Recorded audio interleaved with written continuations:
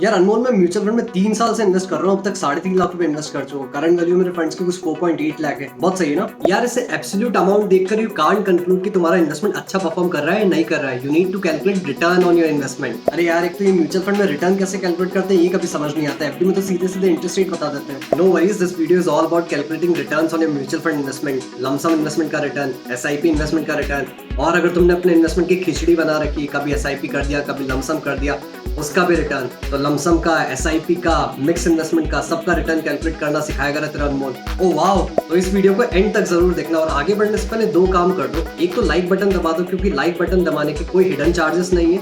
और दूसरा subscribe button भी दबा ही दो, क्योंकि सब्सक्राइब बटन दबाने के रिटर्न और इन्वेस्टमेंट बहुत ज्यादा है। तो यार देखो, रिटर्न कैलकुलेट करने के लिए मैंने यूटीआई निफ्टी 50 इंडेक्स फंड का लास्ट 3 साल का डेटा लिया है। This is no way a recommendation for UTI Nifty 50 index fund. तो अभी जाके इस फंड में इन्वेस्ट मत कर देना। This is just an example. तो अब एक एक करके केसेस समझते हैं। तो सबसे पहला केस मैं ले रहा हूँ वो ये है कि अगर आपने लमसम इन्वेस्टमेंट किया होता, let's say you invested 3 lakh rupees in this fund on 1 April 2018। Alright, तो अगर आप 3 लाख रुपए इस फंड में इन्वेस्ट करते, जो आपकी नंबर ऑफ यूनिट्स एलोकेट होती वो होती 3 lakh divided by the NAV which was 65.68 at that point of time. आपको कुछ 4567.3362 यूनिट्स एलोकेट होती उस टाइम पे। अब हम बात करते हैं कि 1 अप्रैल 2021 को एग्जैक्टली 3 साल बाद आपका रेट ऑफ रिटर्न कितना रहा। तो हम सबसे पहला रेट ऑफ रिटर्न कैलकुलेट करने का तरीका देखेंगे। उसके लिए हमको सबसे पहले निकालनी होगी current value of this investment. वो होगी number of units multiplied by the NAV at 1 April 2021। Alright, तो ये मैंने मल्टीप्लाई किया तो आपके फंड की जो करंट वैल्यू हो गई है वो हो गई है 4,53,000। अब हम आपका प्रॉफिट कैलकुलेट कर लेते हैं। प्रॉफिट इज सिंपल, जो आपकी करंट वैल्यू है minus the amount that you invested. Alright, तो आपका जो प्रॉफिट आ गया वो हो गया 1,53,000। तो सबसे पहला तरीका जो होता है इन्वेस्टमेंट रिटर्न कैलकुलेट करने का, उसको बोलते हैं absolute return, which is very simple, which is your profit divided by the amount you invested. So that is 1,53,000 divided by 3 lakh and that is 51%। तो आप अगर ऑनलाइन प्लेटफॉर्म्स पे भी जाएंगे तो आपको अक्सर एब्सोल्यूट रिटर्न दिखाया जाता है। Absolute return is simply your profit divided by the amount that you have invested. So what bro, how does it matter? I am getting profit anyway. So the thing is, दुनिया में अगर सिर्फ mutual fund होते हैं तो ये matter नहीं करता कि आप एब्सोल्यूट रिटर्न मेजर कर रहे हो या फिर एनुअलाइज्ड रिटर्न मेजर कर रहे हो। बट दुनिया इतनी सिंपल नहीं है, right? You have got a lot of other investment options as well. तो 2 इन्वेस्टमेंट ऑप्शन जिनका मैच्योरिटी पीरियड अलग अलग है, उनको अगर आपको एक फेयर तरीके से कंपेयर करना है, then you need annualised return for both of those schemes. अच्छा ठीक है, बहुत ज्ञान हो गया। Now show me how to calculate the annual returns of this. तो एनुअल रिटर्न कैलकुलेट करने के हमारे पास 2 तरीके हैं। पहला तरीका है कंपाउंडेड एनुअल ग्रोथ रेट, जिसे CAGR भी बोलते हैं। सो CAGR is your final value, मतलब जो हमारी इन्वेस्टमेंट्स की करंट वैल्यू हो चुकी है वो डिवाइडेड बाय जो इनिशियल इन्वेस्टमेंट था हमारा, initial value, to the power 1 divided by number of years for which we have invested. In this case हमने 3 साल के लिए इन्वेस्ट किया है, so I divide this by 3 minus 1।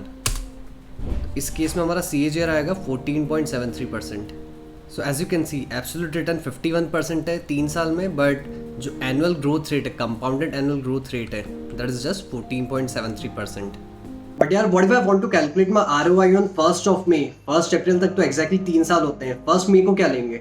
इस केस को कैलकुलेट करने के लिए हमारे पास एक्सेल में एक इनबिल्ट फंक्शन होता है which is XIRR। It calculates the internal rate of return of your investment. ये भी आपको एनुअल टर्म्स में रिटर्न देता है, एनुअल टर्म्स में आपका कंपाउंडेड रिटर्न देता है। सो इसके लिए हमें एक्सेल को क्या बताना होता है कि आपकी जेब से पैसा कितना बाहर गया, which is called as cash outflow, और आपकी जेब में पैसा कितना वापस आया और किस डेट को आया, राइट? तो हमारी जेब से पैसा जो बाहर गया विच इज़ 3 लाख 1 अप्रैल 2018 का, इसको मुझे नेगेटिव बताना होगा क्योंकि ये आउटफ्लो है। अब जो मुझे यूनिट्स मिलेगी इस 3 लाख को इन्वेस्ट करने के लिए वो होगी 3 lakh divided by NAV at that point of time. इसको मैंने -1 से मल्टीप्लाई कर दिया क्योंकि यूनिट्स नेगेटिव नहीं हो सकती, right? Units will be positive. अब 1 मई को अगर मैं अपना रेट ऑफ रिटर्न देखना चाहता हूँ, 1 मई को अगर अपना मैं इंटरनल रेट ऑफ रिटर्न देखना चाहता हूँ इस इन्वेस्टमेंट्स का, या फिर कंपाउंडेड एनुअल रिटर्न देखना चाहता हूँ, for that I have to calculate the current value of my investment on 1 May 2021 which will be units multiplied by the NAV on 1 May. तो मेरे इन्वेस्टमेंट की वैल्यू 1 मई 2021 को होगी 4,45,000। ऑलराइट, अब हम यूज़ करेंगे XIRR फंक्शन एक्सेल का हमारा रेट ऑफ रिटर्न कैलकुलेट करने के लिए। पहले हमें इज इक्वल टू XIRR लिखना होगा, open the bracket, then select the values हमारा इनफ्लो और आउटफ्लो की वैल्यूज़ और उसके करस्पॉन्डिंग हमें डेट सेलेक्ट करनी है. Date is very important for XIRR function. Without dates you can not use XIRR and enter. So जो हमारा इंटरनल रेट ऑफ रिटर्न इस इन्वेस्टमेंट का इट इज़ 13.71%. अब देखिए ये हमारा पीरियड एग्जैक्टली 3 years नहीं था, but still we are able to calculate the rate of return for our investment. So for XIRR it doesn't matter कि आपके नंबर ऑफ ईयर्स एकदम एग्जैक्ट 2 साल 3 साल है या नहीं है, right. You just need the proper dates और उस डेट को कितना अमाउंट आपके जेब से गया है या फिर कितना अमाउंट आपकी जेब में आया. यार मैंने तो पैसा निकाला ही नहीं, तो how can I do this. Just assume कि आप इस डेट को अगर पैसा निकालते तो उसकी वैल्यू कितनी होती. Okay if you say so, but what about tax bro. Tax भी तो लगेगा. Now this is a very important question. आपको हमेशा अपना रिटर्न आफ्टर टैक्स कैलकुलेट करना चाहिए, क्योंकि टैक्स तो आपको पे करना ही पड़ेगा. उसके लिए हमने जो हमारे इन्वेस्टमेंट की रिडम्पशन वैल्यू ली है इधर विच इज़ 4,45,000, उसको हमने टैक्स से एडजस्ट नहीं किया. इसमें से कुछ टैक्स भी डिडक्ट होगा. Let's say I calculate that and I calculate कि हमारा long term capital gain tax 5,000 लगने वाला है. So I deduct 5,000 from this amount. Alright, और जैसे ही मैंने 5,000 डिडक्ट किया, देखिए मेरा रेट ऑफ रिटर्न 13.7 से 13.3% पे आ गया. Right, this is my post tax return and this is the figure which actually matters to you. तो एक्जैक्टली टैक्स कैसे कैलकुलेट करते हैं, long term capital gains tax कैसे कैलकुलेट करते हैं, ये मैं किसी और वीडियो में बताऊंगा, but you get the point. Right, आपको अपनी रिडम्पशन वैल्यू में से टैक्स डिडक्ट करना है, उसके बाद अपना XIRR कैलकुलेट करना है. What about returns on my SIP, how do I calculate that. तो अब हम कैलकुलेट करते हैं हमारी SIP के रिटर्न्स. मान लीजिए हम इन्वेस्ट कर रहे हैं 1 अप्रैल 2018 से लेकर 1 मार्च 2021 तक 10,000 रुपये महीना. ऑलराइट, मैंने सबकी NAV ऑलरेडी यहाँ पर निकाल के रखी है. हर मंथ की NAV अलग अलग है और हर मंथ में अमाउंट सेम इन्वेस्ट कर रहा हूँ, बट जो मुझे यूनिट्स अलोकेट होगी हर month that will be different. So that will be amount invested in that month which is common for all the months and that is 10,000 divided by the NAV of that month. alright, तो इस तरह से मैं सारे month की अपनी units calculate कर रहा हूँ कि टोटल यूनिट्स कितनी एलोकेट हो रही है. ऑलराइट, इस तरह से मैं अपनी यूनिट्स कैलकुलेट कर लिए. अब जो मेरी टोटल यूनिट्स एलोकेट हुई है during these 3 years which it will be sum of all these units. Alright, ये मैं अपनी टोटल यूनिट्स कैलकुलेट कर लेता हूँ.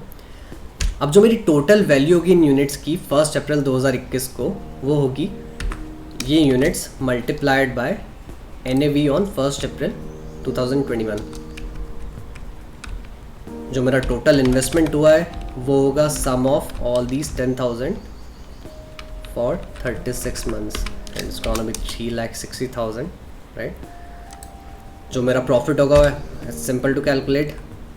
मेरी current value of all the units minus the amount that I have invested and that is 1,21,000. तो अगर मुझे अपना absolute return निकालना है, it's very simple, profit divided by the amount that I have invested and that is 33.61%. But absolute return is useless bro, why are you wasting time on that? हाँ, इसका XIRR भी calculate कर लेते हैं. I was just showing you how to calculate the absolute return for your SIP. It doesn't mean anything. XIRR ही हमारा actual return होगा. हम XIRR calculate करने के लिए हमें कैश आउटफ्लो और कैश इनफ्लो सही से बताना होगा. अगर हमारा 10,000 रुपये इन्वेस्ट किया है दैट इज़ -10,000 क्योंकि ये आउटफ्लो है. सो मैं इस -10,000 को हर महीने के लिए लगा देता हूँ इधर इस कॉलम में. And the amount that I am going to get back is going to be cash inflow that is going to be positive. So my total units multiplied by the NAV on 1 April 2021, this is going to be my inflow 4,81,000. alright, same as this one. अब XIRR calculate करने के लिए I just have to select my outflows, inflows and dates properly. so जो मेरी values हैं these are my outflows and inflow. I have to select this till the end और इनके corresponding जो मेरी dates हैं starting from 8/2 till 8/38 वो select करनी है and I simply have to enter. सो जो मेरा XIRR है, जो एक्चुअल मेरा annual internal rate of return है इस इन्वेस्टमेंट का, that is 19.72% per year. So this is how you calculate your SIP returns XIRR formula use करके. यार SIP के चलते हुए बीच में मैंने कुछ लमसम इन्वेस्टमेंट भी कर रखे थे. Now how do I calculate my XIRR. तो XIRR फंक्शन की खास बात ये है कि इसमें ये मैटर नहीं करता है कि आपने इक्वल इंटरवल्स पे पैसा इन्वेस्ट किया है या फिर आपने इक्वल अमाउंट इन्वेस्ट किया है. All you need is dates and amount. मान लो इसमें से अगर मैं 3-4 इंस्टॉलमेंट बीच में हटा देता हूँ, मान लीजिए आपने 4 इंस्टॉलमेंट मिस कर दी थी बीच में और उसको कॉम्पनसेट करने के लिए आपने यहाँ पे 50,000 इन्वेस्ट कर दी 10,000 की जगह. ऑलराइट, फिर आपने वापस अपनी SIP रिज्यूम कर ली. तो एज लॉन्ग एज आपकी डेट्स है और उनकी करस्पॉन्डिंग अमाउंट से ब्लैंक मतलब जीरो अमाउंट कंसिडर कर लेगा XIR फंक्शन, आपका XIR एडजस्ट हो जाएगा, राइट। अभी XIR ऑलमोस्ट सेम आ रहा है क्योंकि ऑलमोस्ट हमने around the same time same amount invest कर दिया। लेट्स से मैंने और आगे इंस्टॉलमेंट मिस कर दी, राइट, तो मेरा XIR बढ़ गया, राइट। इस तरह से अगर आपके कोई मिक्स इन्वेस्टमेंट हो जाते हैं, किसी मंथ को अगर आप अपनी SIP मिस कर जाते हैं किसी भी रीज़न से, बैंक में बैलेंस नहीं हुआ या किसी और रीज़न से आपने मिस कर दी, उसको कॉम्पनसेट करने के लिए आप अगर किसी महीने ज़्यादा इन्वेस्टमेंट कर देते हैं या फिर आप किसी और इनफैक्ट किसी और डेट को भी इन्वेस्टमेंट कर देते हैं, जैसे यहाँ पे सारी डेट्स मैंने फर्स्ट ऑफ द मंथ ली है, इस डेट को अगर मैं 15 सितंबर 2018 कर दूँ इधर फर्स्ट की जगह, तो भी मेरा XIR थोड़ा सा चेंज हो जाएगा, right. So it's a very powerful function. अगर आपको अपनी डेट्स पता है एग्जैक्टली जो आप अपने कैम स्टेटमेंट या कार्वी स्टेटमेंट में आपको डेट्स मिल ही जाएगी, राइट। आप एग्जैक्ट डेट्स यहाँ डाल सकते हैं, फर्स्ट ऑफ द मंथ डालने की ज़रूरत नहीं है। एग्जैक्ट डेट, उस डेट को कितना आउटफ्लो हुआ है या फिर कितना इनफ्लो हुआ है। Inflow can be potential inflow also. अगर आप रिडीम नहीं कर रहे तो आपको जस्ट अज्यूम करना है कि आप किसी भी डेट को, जिस डेट को आप रिटर्न कैलकुलेट करना चाहते हैं, उस डेट को अगर आप अपना पैसा रिडीम करते तो उसकी वैल्यू कितनी होती, right. Just with that assumption you can use XIR function. और देखिए XIR फंक्शन में एक इनफ्लो और एक आउटफ्लो होना ज़रूरी है। अगर यहाँ पे मैं सारे आउटफ्लो कर दूंगा तो रेट ऑफ रिटर्न कैलकुलेट नहीं होगा या एरर आने लग जाएगी, right. So that is why it's very important to assume कि आपका पोटेंशियल इनफ्लो क्या होता है। अगर आपने रिडीम नहीं भी किया है बट अगर आप रिडीम करते इस डेट को अपना पैसा, तो उसकी वैल्यू क्या होती। One inflow and one outflow are necessary for XIR function to work. Amazing यार, but how do I calculate the units allotted to me after stamp duty? The actual units can be different, right? So इसके लिए you can request your consolidated mutual fund statement from CAMS या फिर कार्वी, जिसमें आपको units allotted अलग से दिखेगी। You need not calculate कि आपकी यूनिट्स कितनी है based on the NAV and based on the amount that you have invested. Cool यार, you rock. Course I do. So guys, returns calculate करने का ये तरीका, XIR वाला तरीका सिर्फ म्यूचुअल फंड्स के लिए वैलिड नहीं है। आप ये तरीका आप किसी भी तरह के इन्वेस्टमेंट्स के लिए यूज कर सकते हैं। अपने स्टॉक इन्वेस्टमेंट्स के लिए, आपकी LIC पॉलिसीज के इन्वेस्टमेंट के लिए, किसी भी तरह के इन्वेस्टमेंट के लिए आपको सिर्फ 3 चीजें चाहिए। आपके आउटफ्लोज कितने हुए हैं, आपके इनफ्लोज कितने हुए हैं और किस डेट को ये इनफ्लोज और आउटफ्लोज हुए हैं। तो अब एब्सोल्यूट रिटर्न्स के बेसिस पर अपने दोस्तों से आर्गुमेंट करना बंद करो और उनको भी XIR कैलकुलेट करना सिखाओ। उनसे ये वीडियो शेयर करो। कमेंट सेक्शन में जरूर बताना कि ये वीडियो कैसा लगा। I will see you in the next video.